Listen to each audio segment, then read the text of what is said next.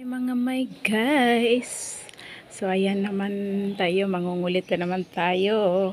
So ayan, natutuwa lang kasi ako mga may guys, kasi before talaga, be honest, walang kalaman-laman tong aking tindahan. So ngayon, and this is now, I'm so proud kasi yung halos kaysa i-google ko sa pagtatrabaho sa ibang bansa.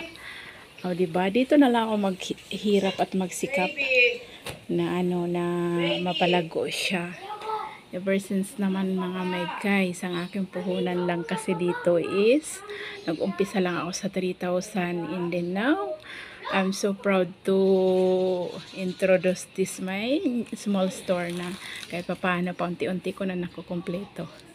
And be honest, before wala ako walang laman halos. So ready naman kasi mag-order.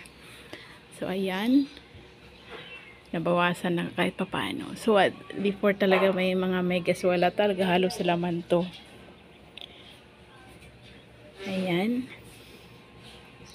O diba, nakaka-proud lang na ganito ka hands on, tapos halos yun, may mga nakaka-proud lang siya mga may guys, kasi pinupuri nila ako na yung tindahan ko puno na kahit paano. Actually hindi pa puno yan guys, marami pa yan, marami pa ako idadagdag dyan. Unti-unti lang, sikap-sikap. Pag may sikap at saka tiyaga, may linaga. So ayan